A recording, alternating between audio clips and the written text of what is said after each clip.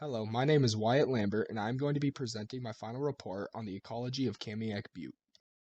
Today, we are going to be going over the geological foundations, climate, biome, carbon sequestration, and wildlife here.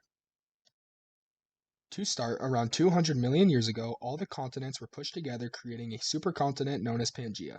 Plate tectonics is the theory of the Earth's crust moving, which separated the continents to where we know them to be today. Around 70 million years ago, Washington was mostly submerged underwater, and Kamiak Butte was what we like to call oceanfront property. Sediments from the ocean floor that metamorphosized into rock known as quartzite from the heat and pressure created a quartzite mountain known as Kamiak Butte. As a more dense oceanic plate known as the Juan de Fuca plate pushes east, it dives under the North American continental plate, which is where Kamiak Butte is located, raising Washington out of the water and pushing Kamiak Butte inland.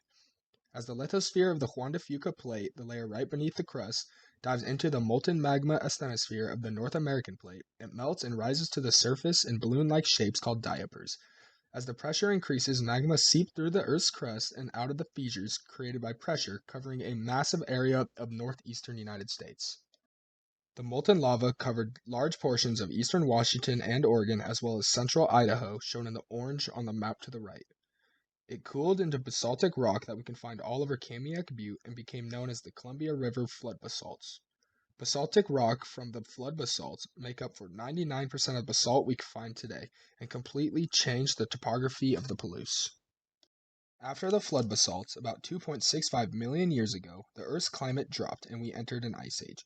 Glaciers more than a kilometer thick covered a lot of Canada and the northern part of the United States. As temperatures started to rise, water from the glacier started running until it hit a glacial lobe, causing the river to pool up, creating one of the many glacial Lake Missoulas. Once these glacial lobes broke, water then carved a path towards the Columbia River, eroding much of the landscape along the way, creating the channeled scablands. After all the water drained out of Washington and the glaciers were gone, there was a nutrient-rich silt left at the bottom of what was once a giant lake. These are called low soils, which later got picked up by the wind and blown across the Palouse, laying the foundation for agricultural success. Because of this, the Palouse is home to the largest wheat production site in the world.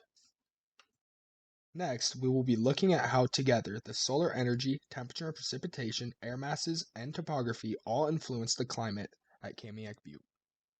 Solar energy, or energy from the sun, is the most important thing that contributes to the climate at Kamiak Butte.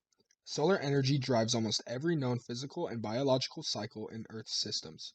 Solar energy powers the water cycle, affects the winds, clouds, and gives energy to producers who pass this energy between species in the food chain. Every factor that influences the climate at Kamiak Butte is powered by energy from the sun. Because of Kamiak Butte's position, it is in the marine modified continental macroclimate as shown by plot D on the map to the right. This macroclimate is known to range from hot, dry summers to snow-heavy winters with certain growing seasons in between. Effects of this macroclimate on the temperature and precipitation can be seen on the graph to the right. This chart was made after collecting data from the PRISM webpage showing the average temperature and precipitation for each month from 1895 through 2021 at Kamiak Butte. The lines on the graph show the average temperatures, whereas the bars represent average precipitation. We can see in the summer months, when the temperature's average high reaches over 80 degrees, that the precipitation is by far the lowest. In the winter months, where the temperature average drops below 30 degrees, the precipitation is the highest due to the heavy snow loads. Another big factor that plays a role in shaping the climate at Kamiak Butte is the air masses that come in. As seen in the map on the right, Kamiak Butte receives cool, moist maritime polar air masses that blow in from over Alaska and the Pacific Ocean. In the winter months, when the temperatures are the coldest, the cool air makes it colder, mixed with the moisture in the air and the water-dense clouds blowing in results in heavy snowfall. In the spring and fall months, when the temperature is higher, these same wind patterns result in heavy rainfall, bringing vegetation here the nutrients they need. One of the most distinctive characteristics at Kamiak Butte is that both northern and southern facing aspects look completely different from one another. With equal amounts of precipitation, why is the south facing aspect so dry and barren when just over the peak is a biodiversified vegetation dense forest?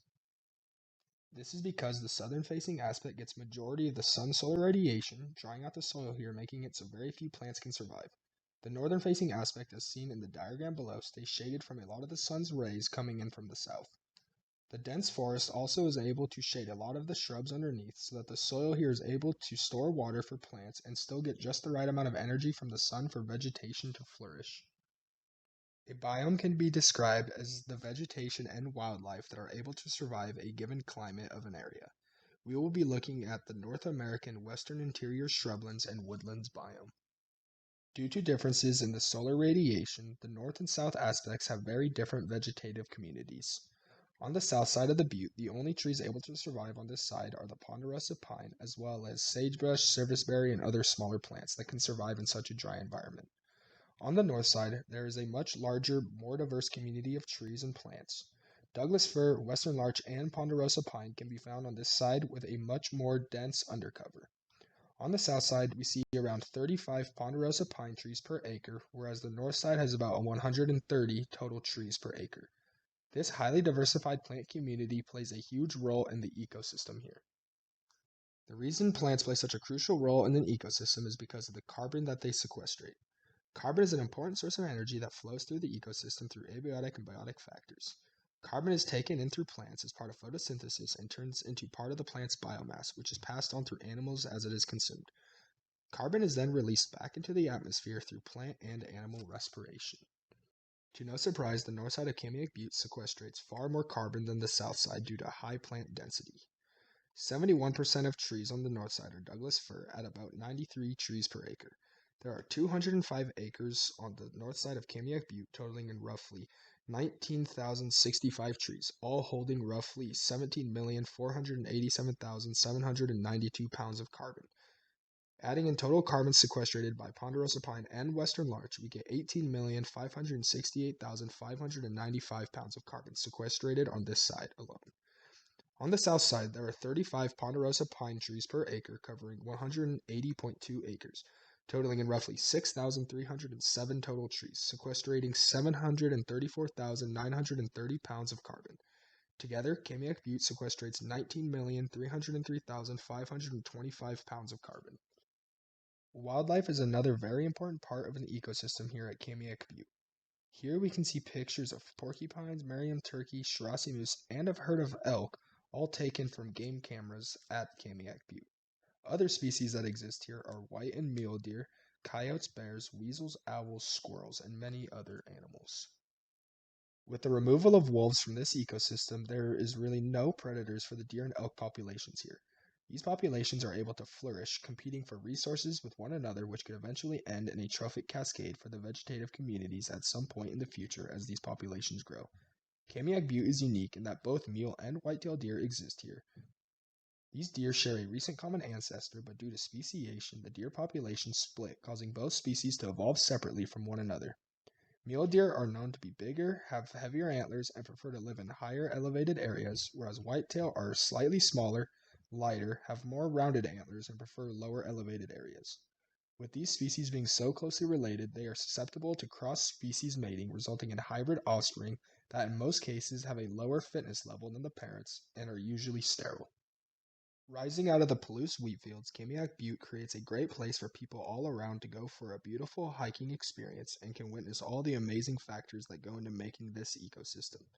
Without all the amazing phenomenon that has taken place over the past millions of years, Kamiak Butte wouldn't be what it is today. Thanks for watching.